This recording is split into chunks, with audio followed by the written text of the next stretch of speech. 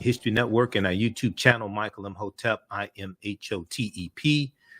So you can follow us there. Also, we're broadcasting on 9:10 a.m. the Superstation, WFDF, and we're broadcasting on 9:10 a.m. WFDF's Facebook page also.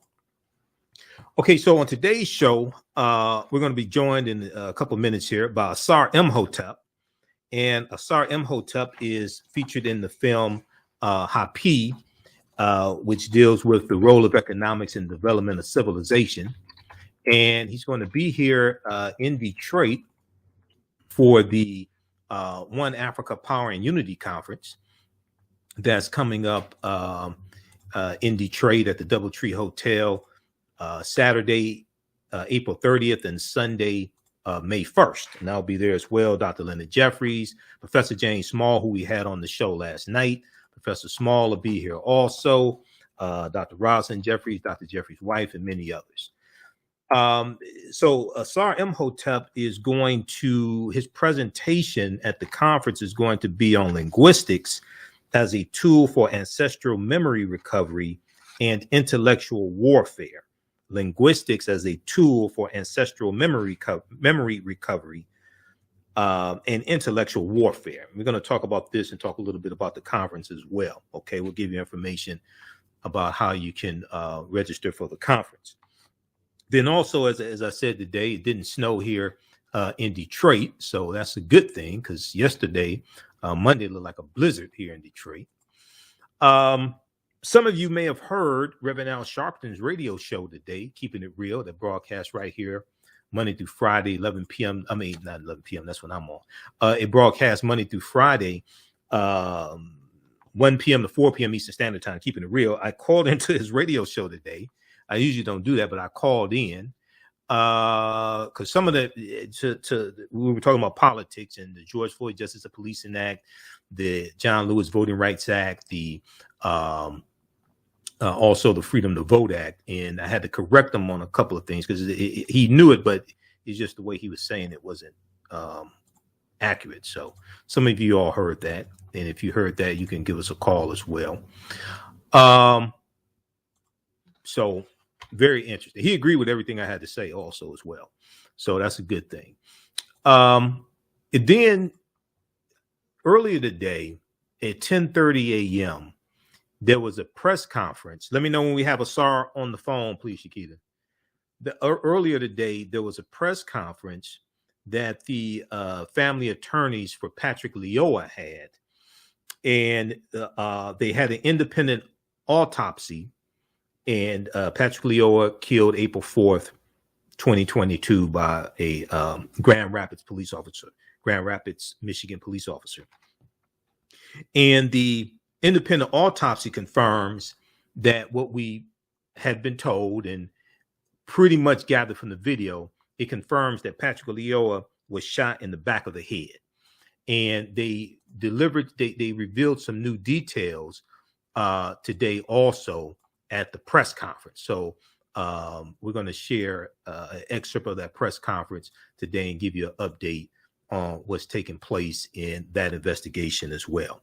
Now, on the African History Network show, we focus on educating, empowering, and inspiring people of African descent throughout the diaspora and around the world, because right now it's corrects wrong behavior. What you do for yourself, what you do to yourself, and what you allow other people to do to you and get away with is based upon what you think about yourself. What you think about yourself is based upon what you have been taught about yourself. What you've been taught about yourself is based upon everything you've read, heard, and seen about yourself.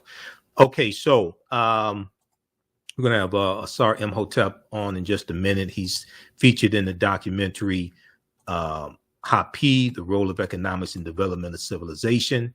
And you can visit his website as well, which is asarimhotep.com. But he is a software developer, cultural theorist, and Africana researcher from Houston, Texas. Whose research focus is the cultural, linguistic, and philosophical links between the ancient Egyptian civilizations and modern Bantu cultures of Central and South Africa, modern Bantu cultures of Central and South Africa. You know, we've talked about the Bantu numerous times here on this show. He is currently continuing his education in computer science with a concentration in artificial intelligence. We want to welcome to the African History Network show for the first time, but not the last, Asar Imhotep. How you doing today, brother Hotep? Hotep, peace and blessings. I'm doing well, and happy to be here. Our conversation. And once again, okay, no problem. And once again, everybody, and we're going to have this information at our website, AfricanHistoryNetwork.com. The conference is taking place Saturday, April 30th through Sunday, May 1st at the Doubletree Hotel, 525 West Lafayette Boulevard in Detroit. Asar Imhotep, Dr. Leonard Jeffries, Professor James Small, Professor Kabahai Wathakamane will be doing a presentation as well. Dr. Mawulana Karenga will be doing a presentation. So we're going to post a link here. You can register for the conference. If you cannot attend in person, you can live stream the event. They have a ticket to live stream the event also.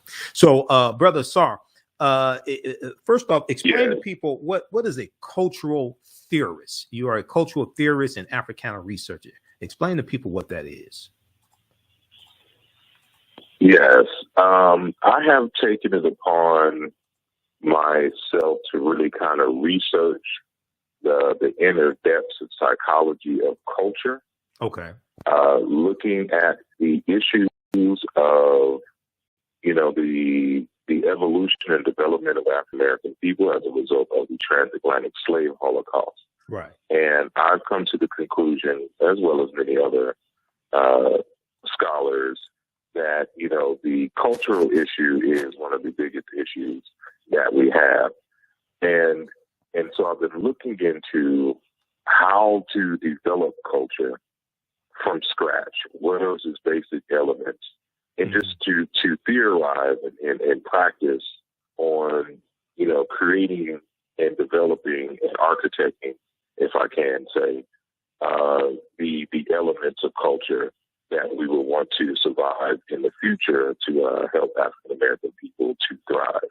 So I look, of course, into African cultures, looking at the spirit and the base of what makes them work, and just cultures around the world, right. What culture is supposed to do, and to think about and create, models that hopefully we can emulate in the future. And so that's what I mean ultimately by like a cultural theorist.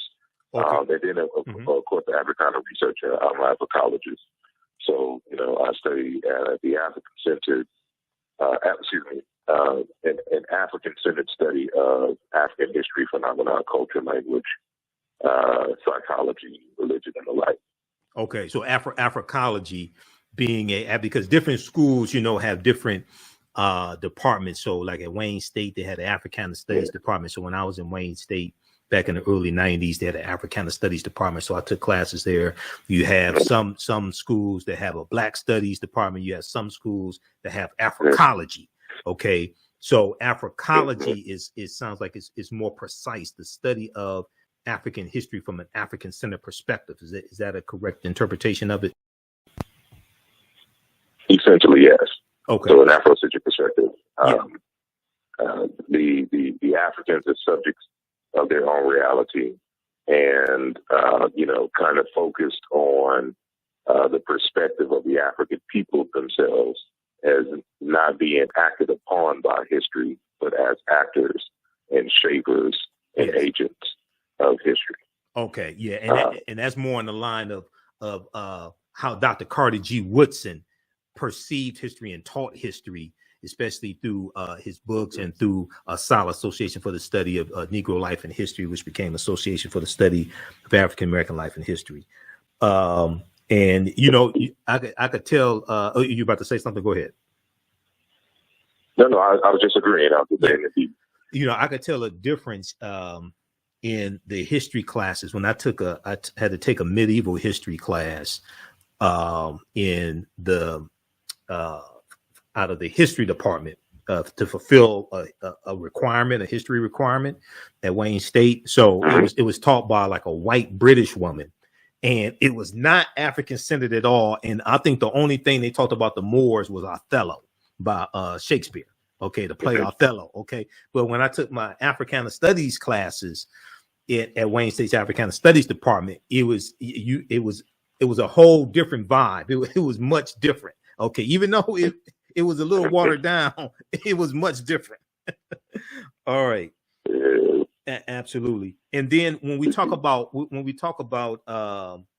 okay, we're coming up on a break. When we come back from the break, I want you to explain what your presentation is going to be about: linguistics as a tool for ancestry memory, recovery, and intellectual warfare. So stand by, Asar. We'll be back in a few minutes. Everybody, listen to the African History Network show right here on 910 AM, the Superstation Future Radio.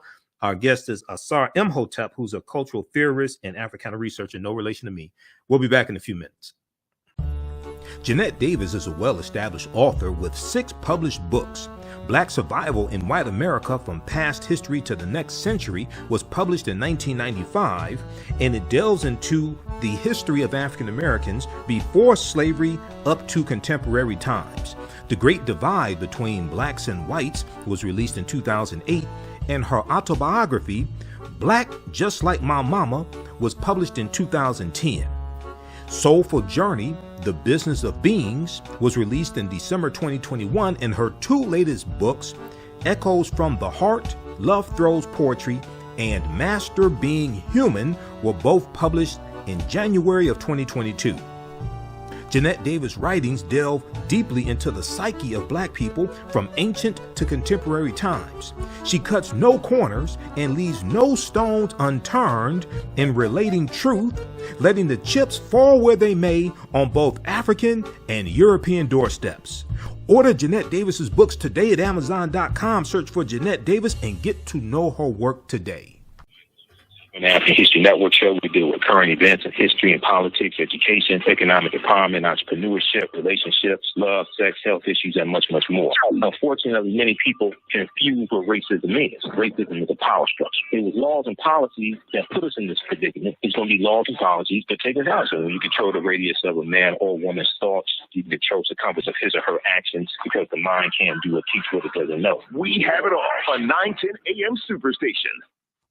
Welcome back to the African History Network show right here on 910 AM Superstation, the Future Radio. I'm your host, Brother Michael Imhotep. It is Tuesday, April 19th, 2022. And today was a good day because it did not snow here in Detroit. Like, what a difference a day makes, because yesterday looked like a blizzard.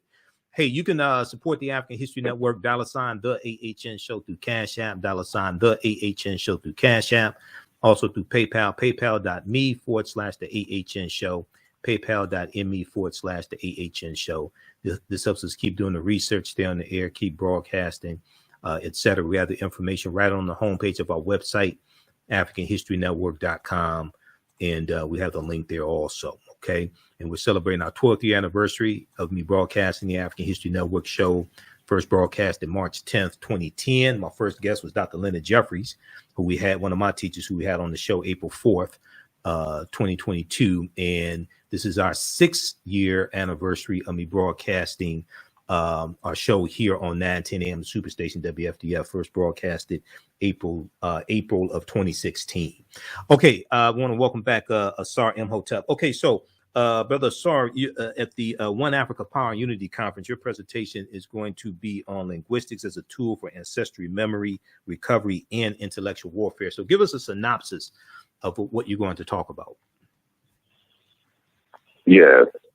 Well, the conference is titled, One Unity. Yes. And part of the purpose of the conference is to demonstrate the interconnections between African people as a foundation, and a basis from which to network and build, a strong cultural and economic system that benefits the continent as well as the diaspora. So from the historical perspective, one of those means of establishing the interconnections between African people is through the language. And what I'll be doing is showing the audience how linguistics is used, historical comparative linguistics is used as a tool to recover the memory of a population of people around the world, but more specifically, of course, we'll be dealing with African people, and I'll be dealing with the ancient Egyptian and Bantu of Central Africa, but also how it can be used as a tool or a weapon, an instrument in intellectual warfare, which is being waged against African people for having the audacity to research and to tell their own story based off the evidence.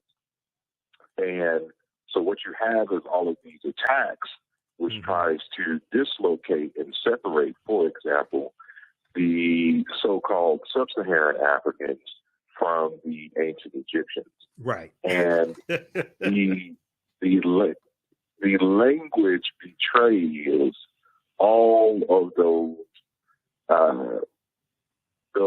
those adversaries when they try to make that disconnect. And we can show that the Bantu speakers of Central Africa, in terms of language and culture, is closer than any of the groups who surround the ancient Egyptians, for example, the Berbers or the Semite or the European, for example, the Greeks or the Hittites or something to that nature, to the ancient Egyptians and any of those groups. So how is that the case? It is the case because the ancient Egyptians are related to the Bantu-speaking people. And, of course, the Central African area of Cameroon, Benin, Nigeria, Togo, Democratic Republic of Congo, Namibia, is the areas for which a lot of African Americans have their ancestry. So it has the ability to help one to reconstruct parts of the ancestral culture that gave birth to all of these present-day living communities, and it is used in order to wage that fight, which tries to separate those Africans who created ancient Egyptian civilization from those in Central Africa and West Africa, right, in general. Okay, so explain who the Bantu are, because you and I talked earlier today, and we were talking, for instance, we were talking about the film Black Panther, and isiXhosa, which is the language spoken in the film Black Panther, is a Bantu language, just like Kiswahili is a Bantu language. So explain, what is Bantu? All right. Well, Bantu is the label of a language family, which extends typically from around the southern border of Nigeria, at the edge of Cameroon, all the way to, now Somalia in East Africa, all the way down to Tanzania or South Africa. And it's a linguistic group. It's not like a genetic group. It's not like a phenotypic group. It's a language group whose characteristics, as a result of the historical comparative method, can be shown to be have been inherited from what we call a proto language, the Proto-Bantu, which some argue was on the border of Nigeria, Cameroon. There are others, although a minority opinion, who argue that they came from around the Great Lakes. Right. But nevertheless, the proto-language has a certain amount of lexicon and features and cultural aspects that have diffused and evolved into the daughter languages, which we see today, like Chiluba, Kiswahili, Kikongo, Basa, isiZulu, isiXhosa, as you mentioned earlier, and others. Okay. Now, if we look here very quickly, so a basic, I want your input on this here. I have a slide here from my presentations, and just a basic understanding of what Bantu is. And let me pull this up here. Okay, here we go. So Bantu is a Bantu languages are a group of some 500 languages belonging to the Bantoid subgroup of the Benue Congo branch of the Niger Congo language family.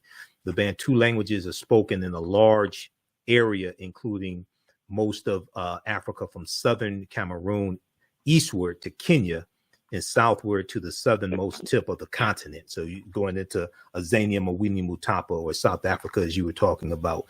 12 Bantu languages are spoken by more than 5 million people, including Rundi, Rwanda, Shona, Isikosa, or what some people call Kosa, and Amazulu or Zulu, and then Kiswahili, which is spoken by 5 million people as a mother tongue and some 30 million as a second language, is a Bantu lingua franca important in both commerce and literature.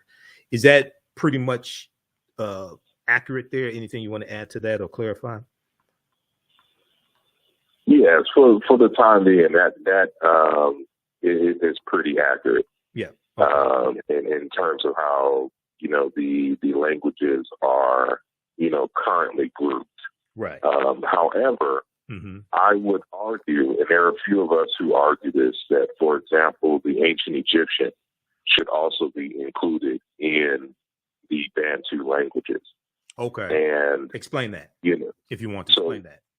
Well, all right. So keep in mind, in 1963, there was an anthropologist by the name of Joseph Greenberg. Joseph Greenberg. Using a method. Joseph Greenberg. Yes. Okay, Greenberg. Joseph Greenberg. Okay. Who came up with a categorization schema using a method which we call the mass comparative method. I won't get into the details of it, but just know it's a different method than the historical comparative linguistic method. Mass comparative. And with that method, spell that mass comparative. MASS. MASS. Okay. Correct, yeah. Dr. Edward Robinson talks about that. Yeah, but go ahead. Mass comparative. Yeah. Yep. And so it is from him that we get the language phylum groupings of Niger Congo, Nilo-Saharan, Afro-Asiatic, and Khoisan. Yeah. Now, there are other linguists who disagree with those groupings. Okay. And, Theophilo Benga, who will also be presenting at the conference. Right. In Detroit, although virtually, he came up with a grouping which he calls Negro Egyptian. Negro Egyptian or Black Negro Egyptian. Okay. All right. Exactly. This is what we're going to do, Asar. We're up against a break. When we come back, we're going to pick up on Negro Egyptian, Black Egyptian. But also, I want you to, when we come back for the break, I want you to explain the connection between the Dogon and Mali, the Yoruba and Nigeria, and ancient Kemet, ancient Egypt as well. Okay, so stand by. We're coming up on a break. Everybody, listen to the African History Network show right here on 910 AM Superstation Future Radio. We're speaking with Asar Imhotep, who's a cultural theorist and Africana researcher. He'll be one of the presenters at the One Africa Power and Unity Conference taking place in Detroit, April 30th and May 1st at the DoubleTree Hotel. We'll be back in a few minutes. The work that I do is larger than the fashion industry. It's larger than the art world. And I believe that I was born to bring newness into this world. I'm Kaima McIntyre. I'm 24 years old and I'm an artist.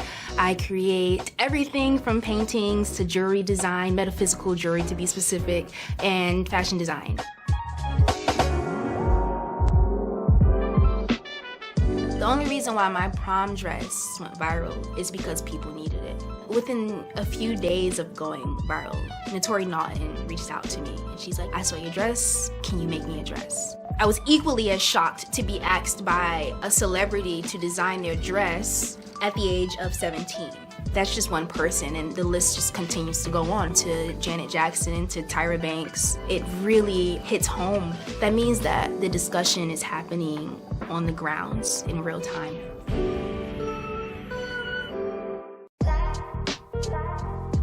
STEM Forward, helping our community find their place in the emerging fields of science, technology, engineering, and mathematics. Join us for our monthly live stream on our website, stemforwardedu.org. Watch, subscribe, share. Also join our mailing list to stay up to date with STEM resources and opportunities. STEM Forward, the future is now. Watch, subscribe, share.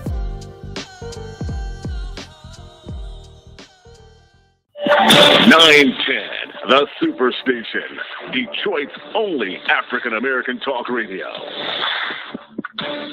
Welcome back to the African History Network show right here on 910 a.m. the Superstation, the Future Radio. I'm your host, Brother Michael Imhotep. It is Tuesday, April 19th, 2022. And it didn't snow today in Detroit. That's a good thing. Be sure to visit our website, AfricanHistoryNetwork.com, AfricanHistoryNetwork.com. We have class number 1 of my 10-week online course that I teach, Ancient Kemet, the Moors, and the Ma'afa, Understanding the Transatlantic Slave Trade, what they didn't teach you in school. We have class number 1 starting up Saturday, April 23rd, 2 p.m. to 4 p.m. Eastern Standard Time. We deal with thousands of years of history, what leads up to the transatlantic slave trade taking place. I do a PowerPoint presentation. We have book references, articles, video clips, all of that. Class is regularly $130, is on sale $80. And even after the course is over with, you still have full access to the course. You still go back and watch it as many times as you want to. 2 years from now, you'll still be able to go back and watch the entire course. Okay, so that's at our website, AfricanHistoryNetwork.com. And then we have a bundle pack where you can register for both classes, because the second class that I teach is from the Civil War to the Civil Rights Black Power, 1865 to 1968. That second class, we start in 1803 with the Louisiana Purchase, and also deal with the Haitian Revolution. And we go throughout history, and we deal with what leads up to the Civil War taking place. We deal with Reconstruction, Jim Crow era, World War I, World War II, Great Migration, Civil Rights Movement, Black Power Movement. Okay, so, and we have a bundle pack where you can register for both classes for $120. Okay, so on the line, we have Brother Asar Imhotep, who's a cultural theorist and Africana researcher. And he's going to be one of the African Center scholars presenting at the One Africa Power and Unity Conference taking place Saturday, April 30th and Sunday, May 1st at the Doubletree Hotel here in Detroit. So, Asar, right before the break, you were talking about Negro Egyptians. Talk about that, and you were talking about Théophile Obenga. Yes. In 1993, Théophile Obenga wrote a text in French on the relationship between ancient Egypt and quote-unquote Black African languages, mainly dealing with his native language, Mbochi, and ancient Egyptian, with supporting evidence of other languages. What was his native language? What was his native language? Mbochi. Mbochi, okay. And can you spell that for us? Can you spell that for the audience, please? The Democratic Republic of Congo. Mm-hmm. I've seen it spelled a number of ways, but it's going to be M as in Mary, B as in boy, O as in orange, C as in car, H as in Harold, and then I as in iPod. Okay. So Mbochi. Okay. Right.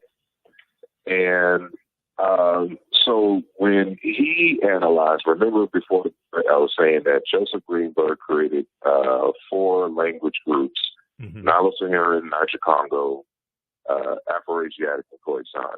Well, Obenga comes back and looks at Joseph Greenberg's work, is not impressed, and he analyzed the data, and then he came up with Negro Egyptian, which includes all of the languages mentioned with the exception of Khoisan. He too separates Khoisan from Negro Egyptian, but he takes the Semitic languages out of Afro-Asiatic, gets rid of Afro-Asiatic, but includes all of that into Khoisan, and the Berber language is its own language family, according to Théophile Obenga. And so there was another linguist by the name of Jean-Claude Mboli, who published a text also in French in 2010, The Origin of African Languages, and he furthers Dr. Obenga's work and further establishes the Negro Egyptian. And But in his analysis, he came to discover that the Bantu languages are closer to the mother language, which gave birth to the daughter languages. And so this is why, and he was able to, just like Theophilo Benga did, show that the ancient Egyptian and the Bantu languages are closely related languages that belong to the same family. And so when we look at the ancient Egyptian and Bantu, there is a reason why, for example, this Egyptologist, this European Egyptologist by the name of Jean Sonara, made the argument that, you know, to understand ancient Egyptian religion and philosophy, it is best to consult the readings of Olga Tameli, in other words, the Dogon. The Dogon, and, yes. Conversations with Olga Tameli. Yeah. Yes. Exactly. Yep. I remember that from college. Go ahead, man. and Bantu philosophy. Right. And the reason why you would consult Bantu philosophy and Dogon philosophy is because it's essentially the same when you're talking about the ancient Egyptian.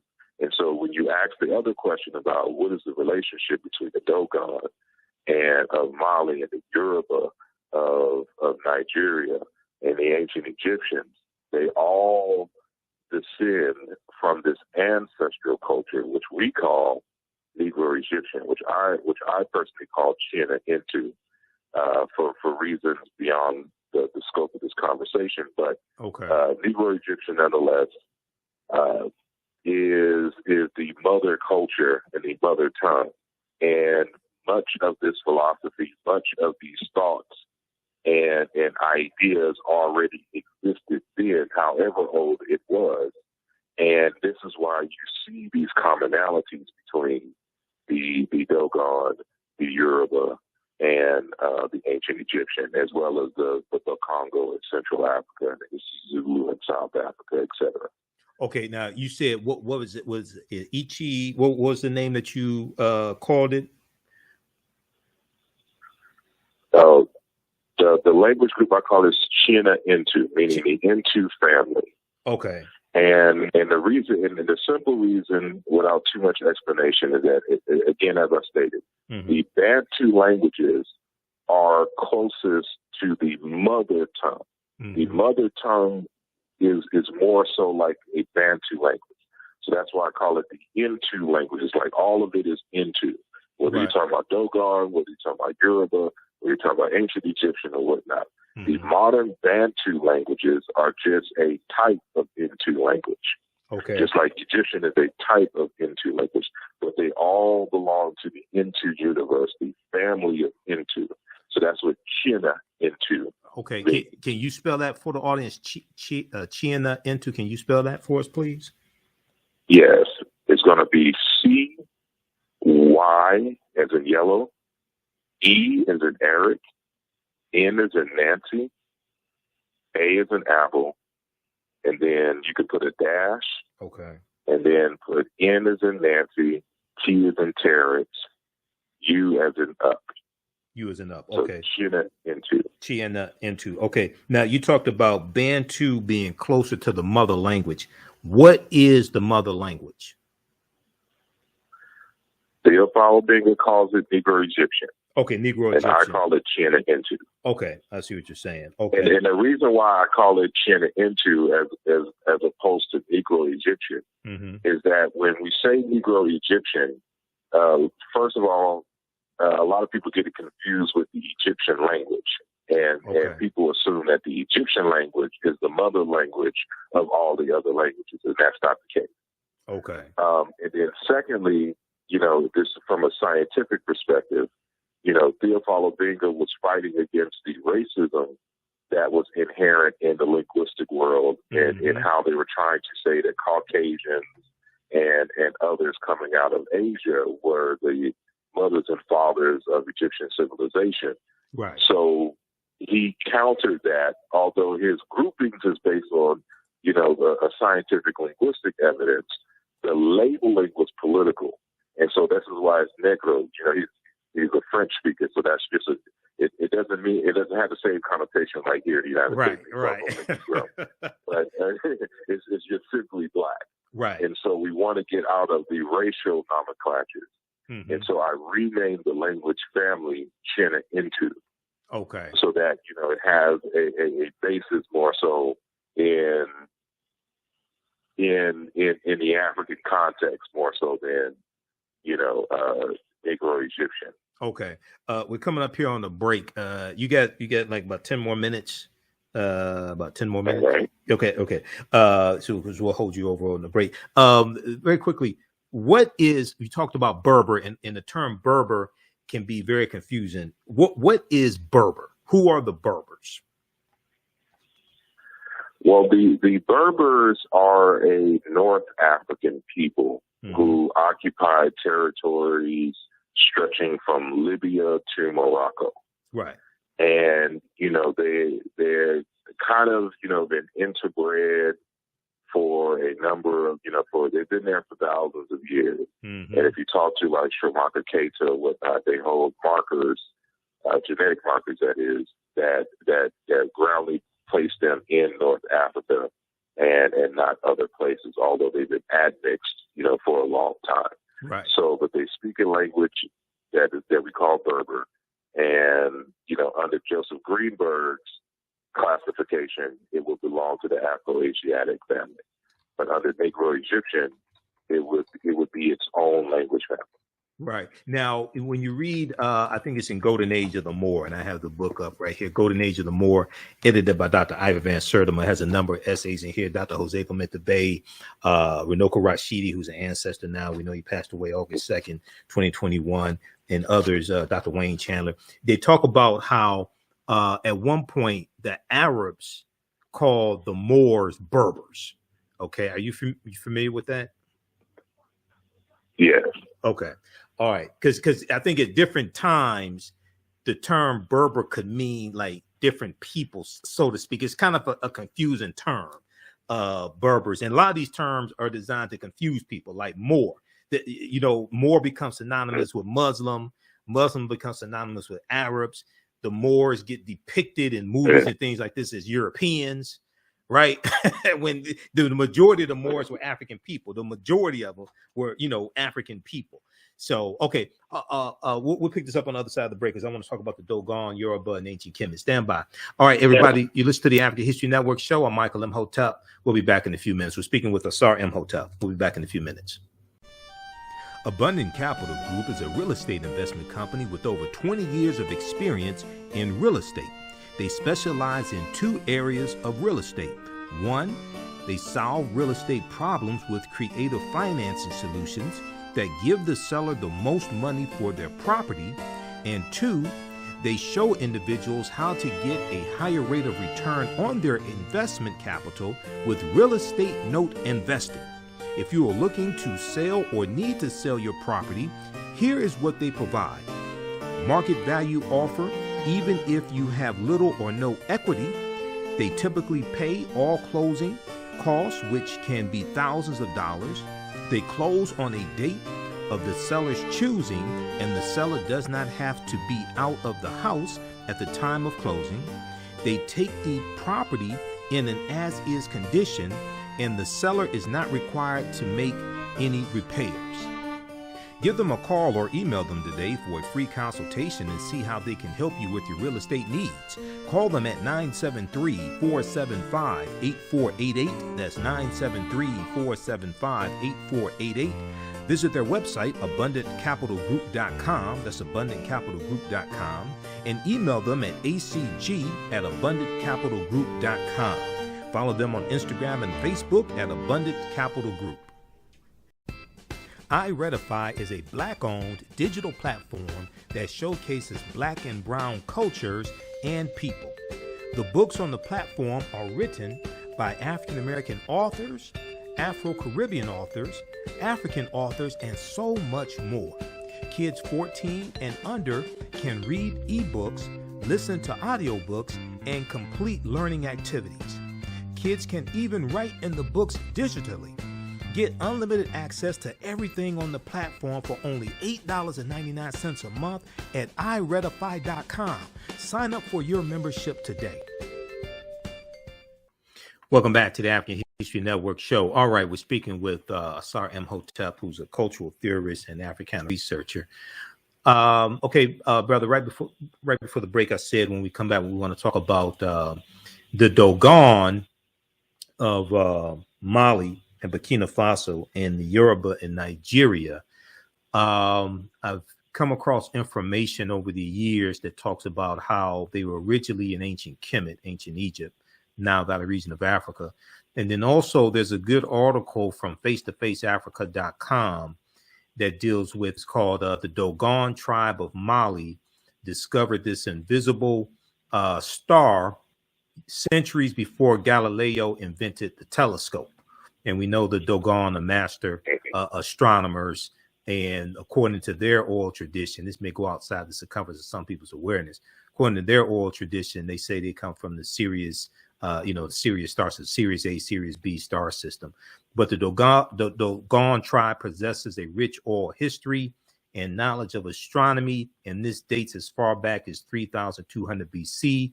According to their oral literature of the Dogon tribe, the star named Sirius A, the brightest star in the night sky with a bluish tinge, has an invisible companion star scientists have named Sirius B. This companion star is not only visible to the naked eye. This companion star is not only visible to the naked eye, but also completes a trip around Sirius A every 50 years. So talk about the relationship between the Dogon and the Yoruba and ancient Kemet. Yes. Well, they are, different groups. Yes. That emerged out of the Green Sahara. Okay. Before it became a desert, the Green Sahara, before it became a desert. Exactly. Okay. And that's a result of the monsoons that used to come all the way up to the edge of North Africa before the drying, the melting of the glaciers coming from the ice age in Europe. So that process dried up all the moisture. It sucked up all the moisture, and the monsoon rains coming out of the Indian Ocean no longer went all the way up into North Africa. Thus, the Sahara became a desert again, and it began pushing the inhabitants out. And so many of them went into, trying to find large river sources. So, of course, many of them went into the Nile Valley and, settled amongst the Nile, either in Sudan or into what we now call Egypt. Others, went further down into Chad and Nigeria, hitting Lake Chad or hitting the Niger River. And others, went further west, like the Mande people and the like. And so when you talk about the Dogon basically are a branch of like the Mande people, and they are, kind of close cousins with the Jagera. So like if you ever heard of the late now ancestor, Malodoma Some. I met him. Yep, I met him years ago at Wayne State University. Yep. Water in Spirit. Yep. Water and Spirit, and then he and his wife had a follow-up book called "We Have No Word for Sex." Also, yes, yep, exactly. Patrice Malodoma. Yes, and the spirit of intimacy was another one I heard that. So they all that's all kind of the same grouping of people. Even though different languages, but they emerge out of the same ancestral culture. Okay. And so these groups of what we would call Negro Egyptian speakers, and many of the ideas that they have that are shared are ancestral. Some may be a result of interactions at very distant times probably even before Pharaonic times, during the Green Sahara period. But they are, all three different groups are really kind of known for different things. Okay. And, we know, of course, of the Dogon and their religious, their astronomical aspects. But this is where it gets kind of confusing, because a lot of people, haven't read the Pale Fox.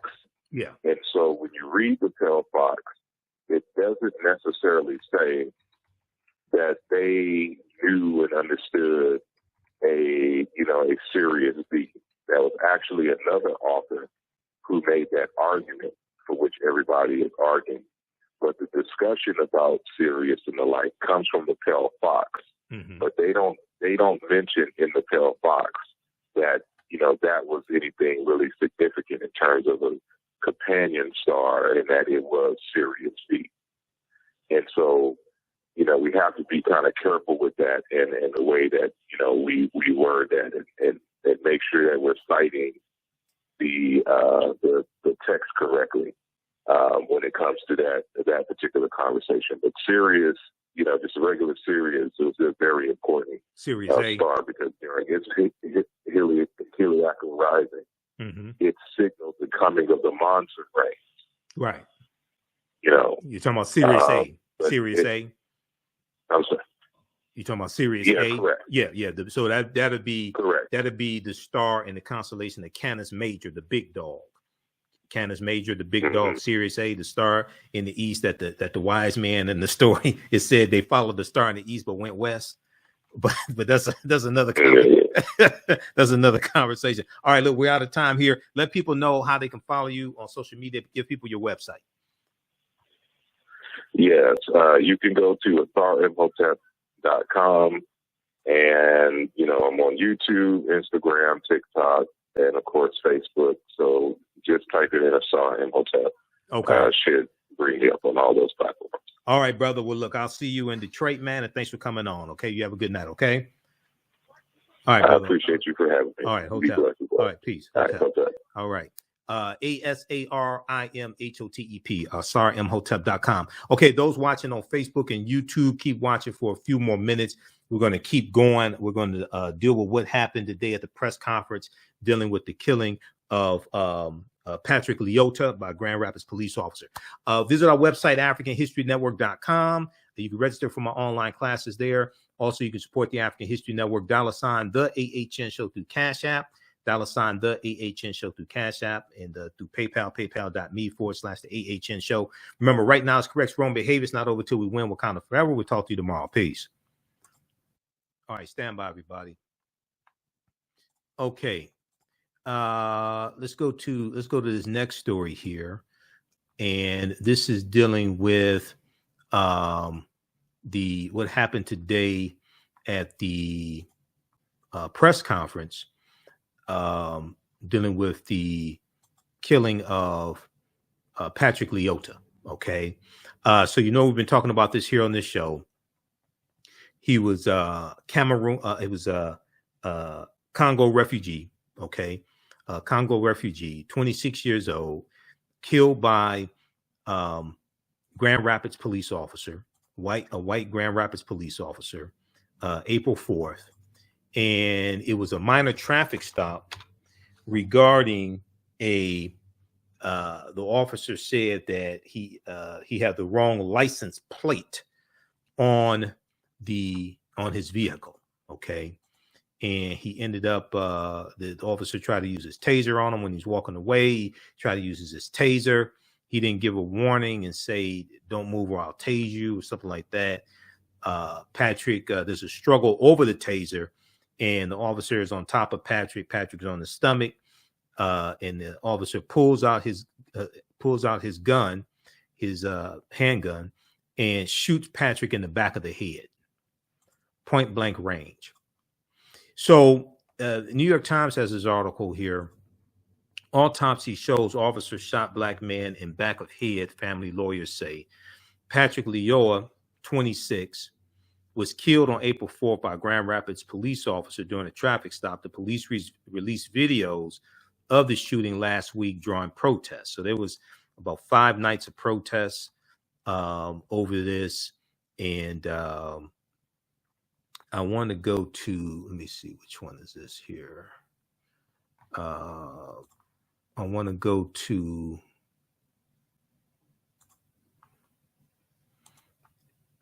I want to pull up this piece from NBC News, and because they have an update and they have a clip of what happened at the press conference today also. So attorneys Ben Crump and Vin Johnson, Vin Johnson is known here in the Detroit area. They held a press conference along with the person who conducted the independent autopsy to give an update. So lawyers for the family of Patrick Lyoya, a black man shot dead by a white police officer in Grand Rapids, Michigan, said on Tuesday that a private autopsy showed he was fatally shot in the back of the head by the officer after a struggle during a traffic stop. At a news conference on Tuesday, Dr. Werner Sitz, the forensic pathologist who performed the autopsy, said the bullet went through Patrick Lyoya's skull when he was shot on April 4th. The bullet went through his skull. Okay, now there's no question what killed this young man, Dr. Werner Spitz said. The pathologist, whose experience includes high-profile investigations such as the assassinations of President John F. Kennedy and Dr. Martin Luther King Jr., said the only injury on Patrick Lyoya's body was the bullet wound. The only injury on Patrick Lyoya's body was the bullet wound.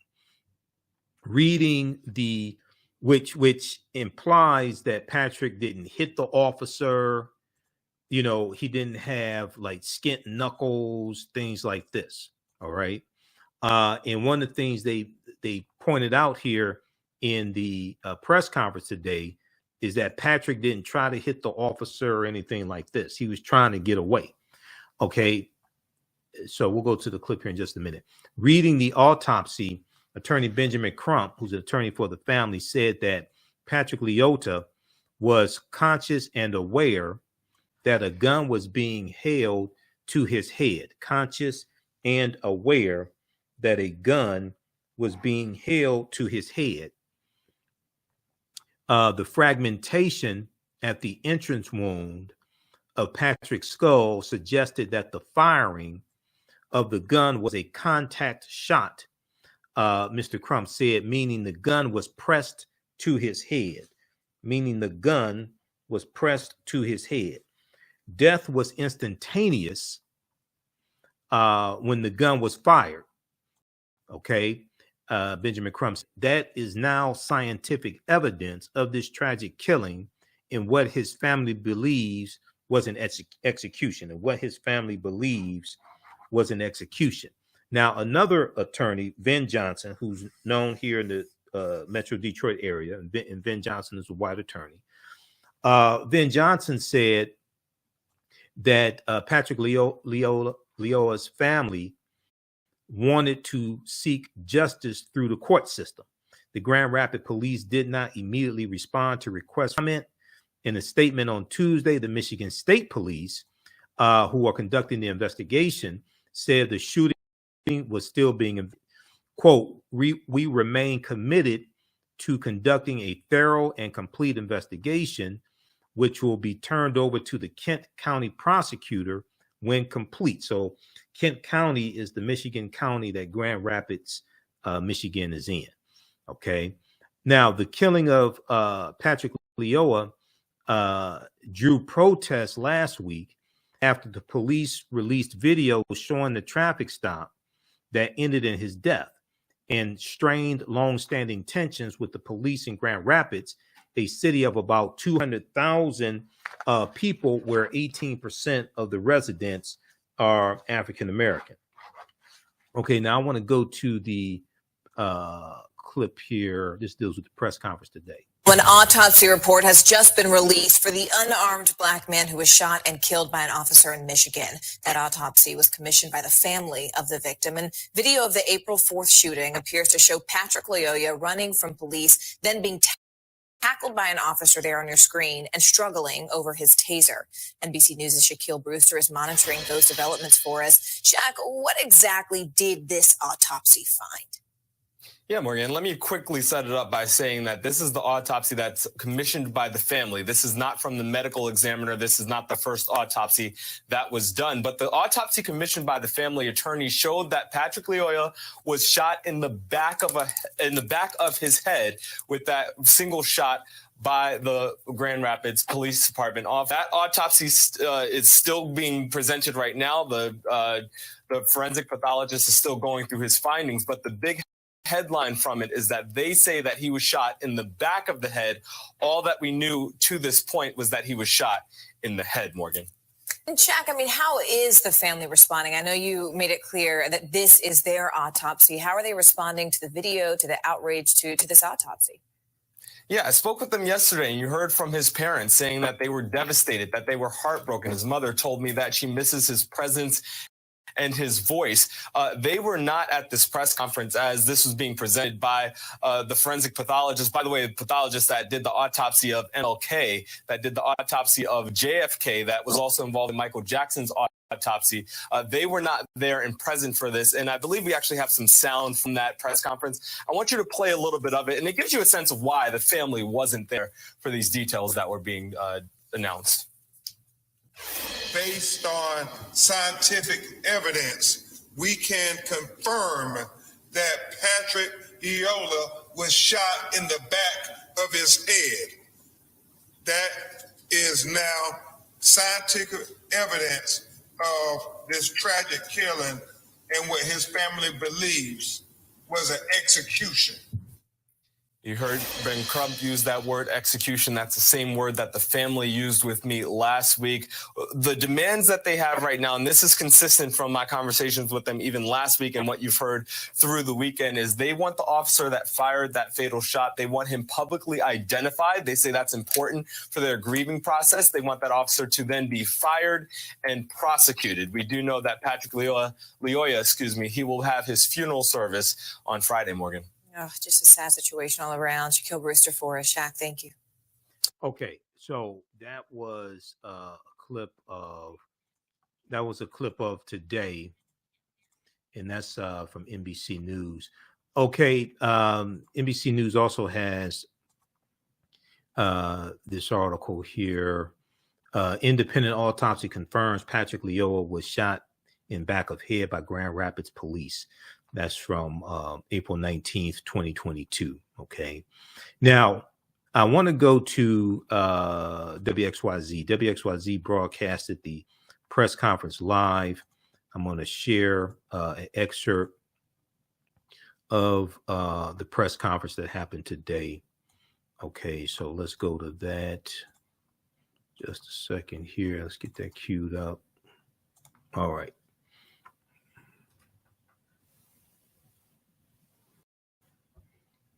Okay. Let's turn the volume.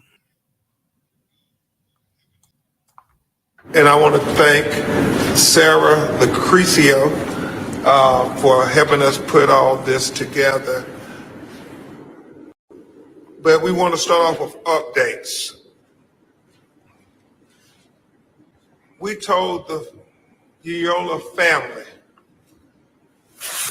that we would be intentional and very intense in investigating every aspect of how this Grand Rapids police officer escalated a simple misdemeanor traffic stop into a deadly execution with him shooting an unarmed civilian in the back of his head.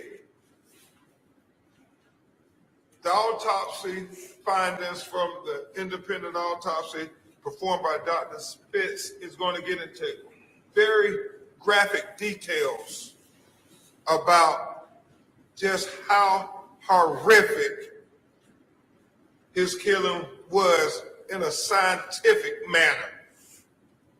And we will have scientific evidence of not only the entry and the trajectory, but how the bullet traveled, where it ended up, which I think are very important to Attorney Johnson and I as we try to make good on our word to the family that we're going to investigate every aspect of this case and get to the truth. So in doing that, we believe it's important that you take everything in context.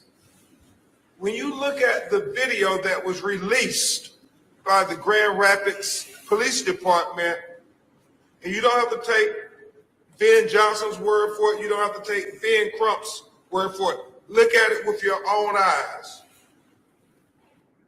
You would notice that the police officer initially is not traveling in the same direction of Patrick. So what we see is him make a U-turn to get behind Patrick. As my investigator Cliff Jones and I were reviewing the video over and over again, we both acknowledge that we have to investigate whether this is a classic DWB case, a driving while black case, that he profiled this black motorist and turned his car around, because when he turns the car around, what you see is Patrick's car is about a block and a half away from him. And then all of a sudden, you see the lights on, and you have to ask yourself, how did he know that Patrick tag registration wasn't valid when he's coming from the opposite direction? These are things that Attorney Johnson and I want to investigate intensely, because it goes to the mentality of that police officer, and it goes to the culture that was manifest in that police department, at least as it pertained to this particular officer in these instances. The second thing we certainly want to look at is the aspects, and Attorney Johnson is going to talk about this, of his body camera video. We want to investigate that thoroughly as well. And obviously, it is really going to be about use of force that we're going to talk about for the brunt of our time today with the autopsy and how Dr. Spitz arrived at his preliminary conclusions. And then certainly we will look at the aspects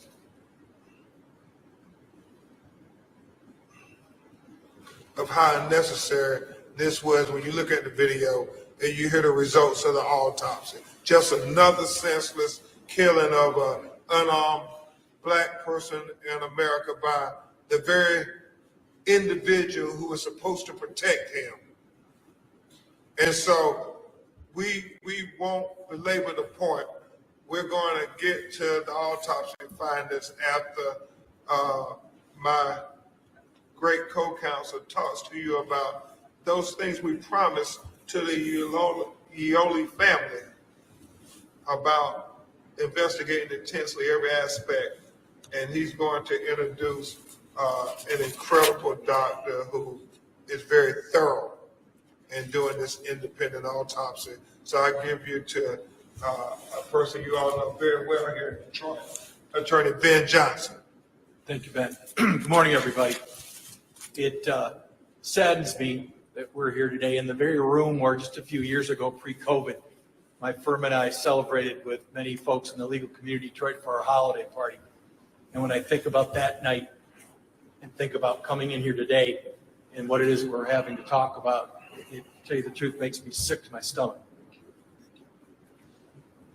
But we appreciate you being here, and I want to explain about the review process that Ben Crump just told you about. We don't have all the video. You know that. We have what you all have. So obviously doing this type of work for Ben and I for over 30 some years each, you review it, we see more and more each time. Mr. Crump, as his co-counsel, charged me with reviewing and hiring experts.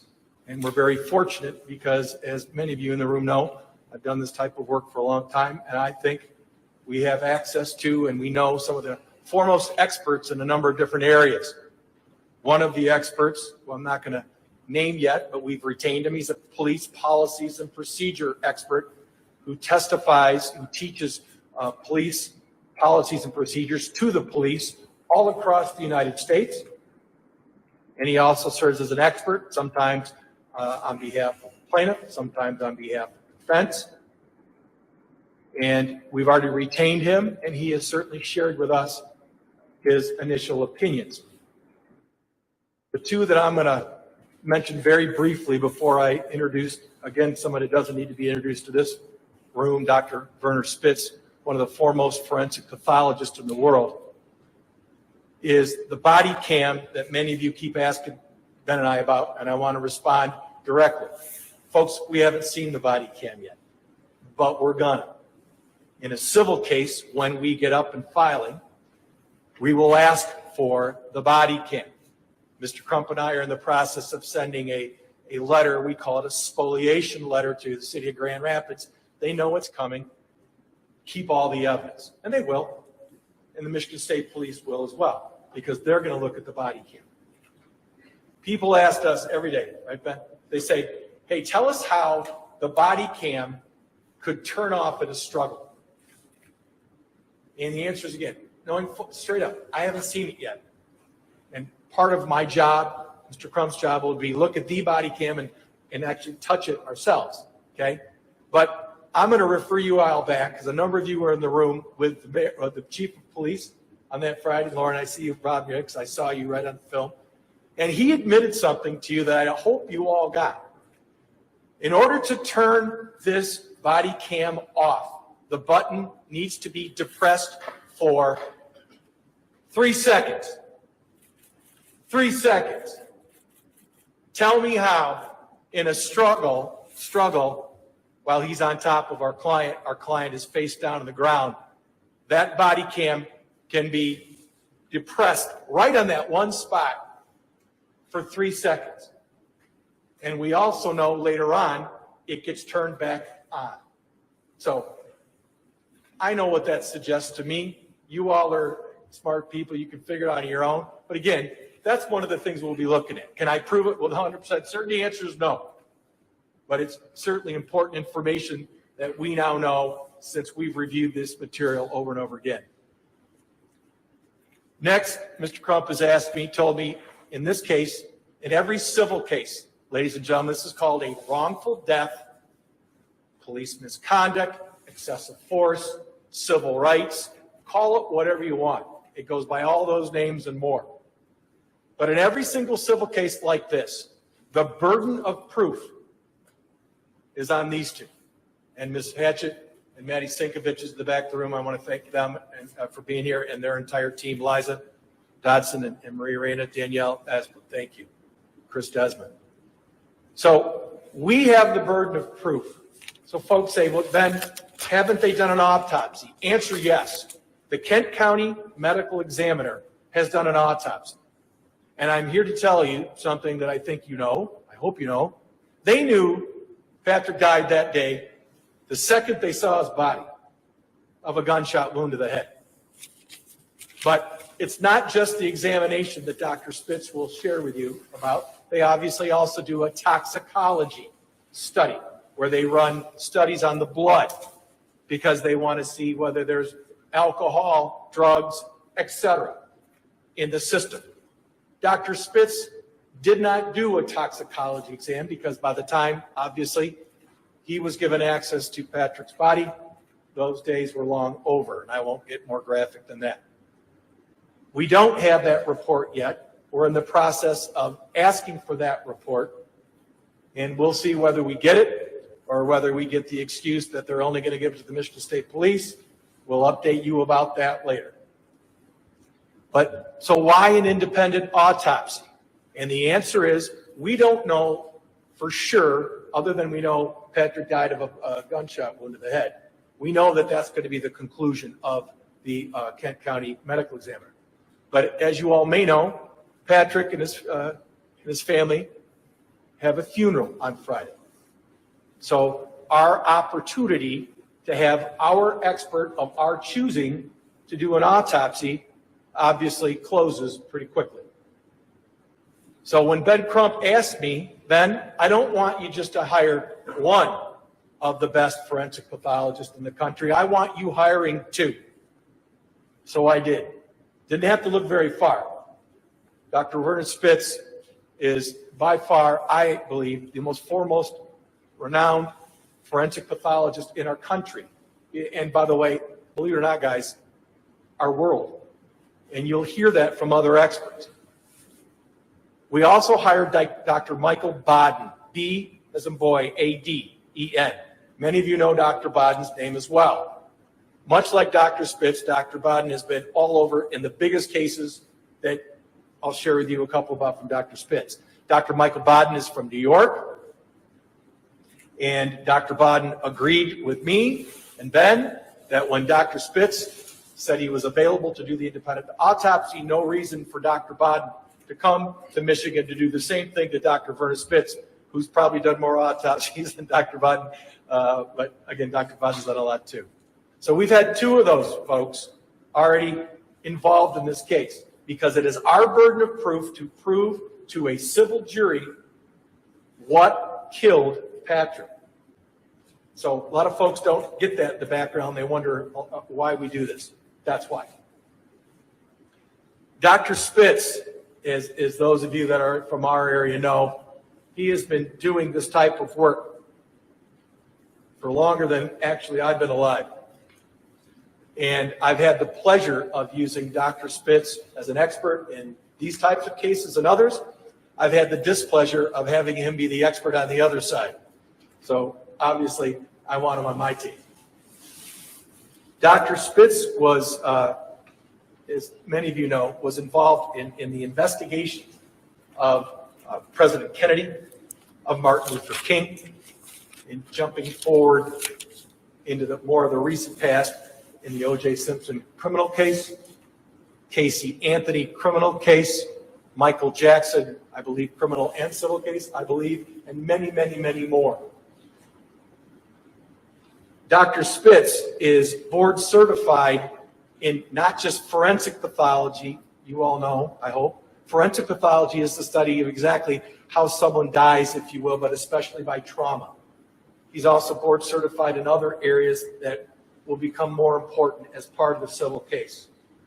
So when we called up Dr. Spitz last week, we retained him, and thanks to Diana Lucky, his assistant, he went to Grand Rapids and did an independent autopsy at the Gillespie Funeral Home in Grand Rapids. And again, that's standard protocol for a situation like this. Dr. Spitz then did a preliminary investigation. He shared his initial thoughts with us.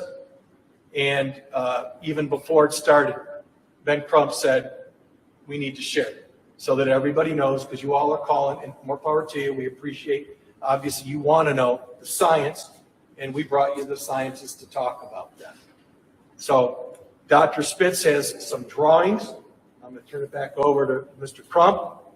He brought a model to show you the significant part of his findings and why. And before we talk about that, you all know, because you've covered criminal cases like this, civil cases like this is said and done with the utmost respect for Patrick and his family. God forbid that any one of us in this room ever would have to listen to someone describe what Dr. Spitz asked you. So I just wanted to give a shout out, obviously, to our clients, and I turn it, thank you, Mr. Crump, back to Ben. Thank you very much, Attorney Johnson. Before we have Dr. Spitz go into the details of his autopsy, we would put it in context. We want to show the video, if we could, Sarah.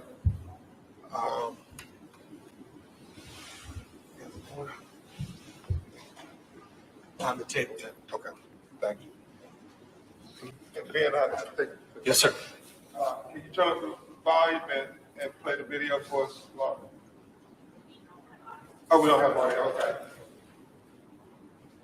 So if we just play the video, start from the beginning.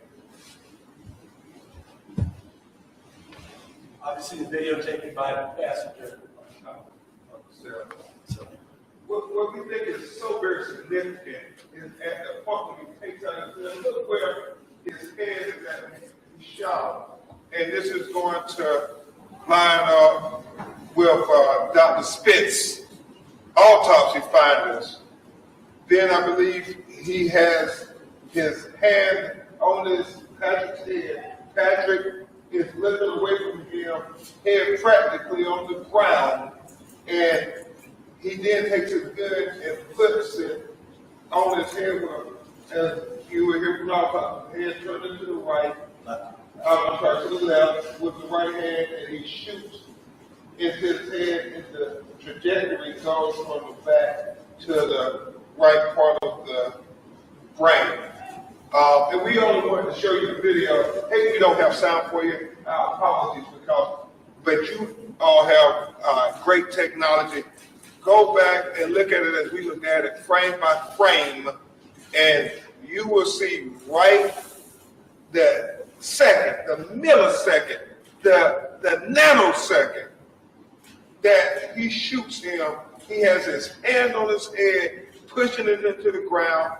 He is in complete control of Patrick at that point. Both of his knees have him prone to the ground where he has control of him. And as Mr. Jones and Mr. Johnson and I were talking, common sense would tell you if you didn't have control, you would not remove your dominant hand. He feels in such control that he removes his dominant hand to take his gun out with ease, seems like, and then to put it in the back of Patrick's head. And so we're going to let Dr. Spitz go, and then at some point he's going to come to the podium and show you the model of the skull and the trajectory so that you can see very clearly what happened. All right, we're going to pause it right there. Okay, you can check out the rest of that. That's from WXYZ Channel 7. But a lot of news outlets covered that and have it on their website as well. That's the autopsy press conference that took place today dealing with the police killing of Patrick Lyoya. Okay, look, we have to get out of here. Remember, at the African History Network, we focus on educating, empowering, and inspiring people of African descent throughout the diaspora and around the world, because right now it's correct wrong behavior. It's not over till we win. Wakanda forever. And we'll talk to you tomorrow. Peace. And you can support the African History Network through Cash App and PayPal. And be sure to visit our website, AfricanHistoryNetwork.com. You can register for my online classes. Class number 1 of Ancient Kemet, the Moors, and the Ma'afa, Understanding the Transatlantic Slave Trade, what they didn't teach you in school. Starts up Saturday, April 23rd. If you've taken any of my online courses in the past, you'll get a 50% discount on these classes and on the bundle pack. So email me at AHNShow@AfricanHistoryNetwork.com. All right, we'll talk to you tomorrow. Peace. Jeanette Davis is a well-established author with 6 published books. Black Survival in White America from Past History to the Next Century was published in 1995, and it delves into the history of African Americans before slavery up to contemporary times. The Great Divide Between Blacks and Whites was released in 2008, and her autobiography, Black Just Like My Mama, was published in 2010. Soulful Journey, The Business of Beings, was released in December 2021, and her 2 latest books, Echoes from the Heart, Love Throws Poetry, and Master Being Human, were both published in January of 2022. Jeanette Davis' writings delve deeply into the psyche of Black people from ancient to contemporary times. She cuts no corners and leaves no stones unturned in relating truth, letting the chips fall where they may on both African and European doorsteps. Order Jeanette Davis's books today at Amazon.com. Search for Jeanette Davis and get to know her work today. The work that I do is larger than the fashion industry. It's larger than the art world. And I believe that I was born to bring newness into this world. I'm Kaima McIntyre. I'm 24 years old and I'm an artist. I create everything from paintings to jewelry design, metaphysical jewelry to be specific, and fashion design. The only reason why my prom dress went viral is because people needed it. Within a few days of going viral, Notori Naughton reached out to me and she's like, I saw your dress, can you make me a dress? I was equally as shocked to be asked by a celebrity to design their dress at the age of 17. That's just one person, and the list just continues to go on, to Janet Jackson, to Tyra Banks. It really hits home. That means that the discussion is happening on the grounds in real time.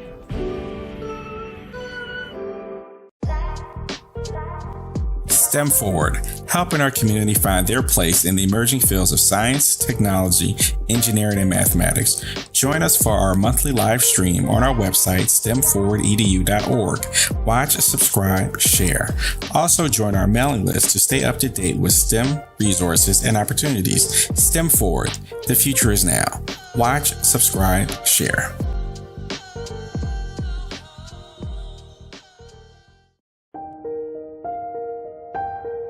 What does self-care mean to you?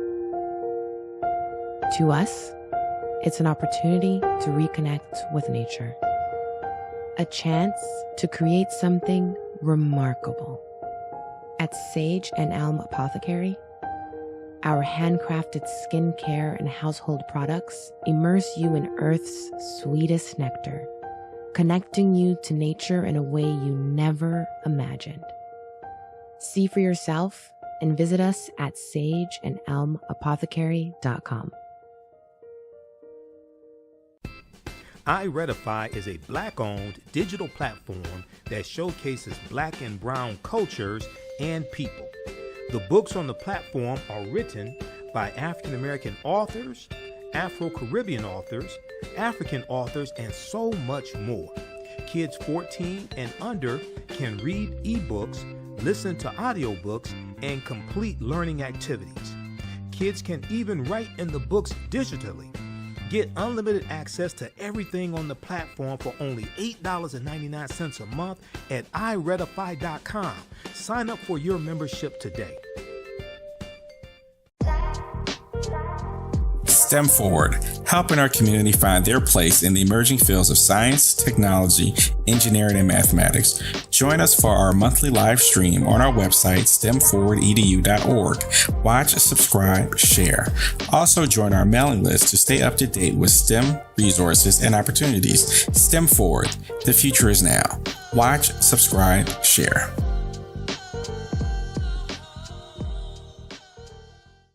The work that I do is larger than the fashion industry.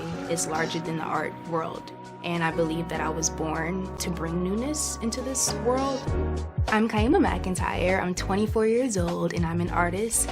I create everything from paintings to jewelry design, metaphysical jewelry to be specific, and fashion design. The only reason why my prom dress went viral is because people needed it. Within a few days of going viral, Notori Naughton reached out to me and she's like, I saw your dress, can you make me a dress? I was equally as shocked to be asked by a celebrity to design their dress at the age of 17. That's just one person, and the list just continues to go on to Janet Jackson, to Tyra Banks. It really hits home. That means that the discussion is happening on the grounds in real time. Mental health and well-being have long been a taboo subject in the so-called African American community. So I enlisted the help of mental health experts, thought leaders, and activists to help kill the ghost of Willie Lynch and heal from post-traumatic slave syndrome. We experience trauma a lot of times on a subconscious level. So sometimes something happens to us and we know that it's traumatizing, but we don't really recognize the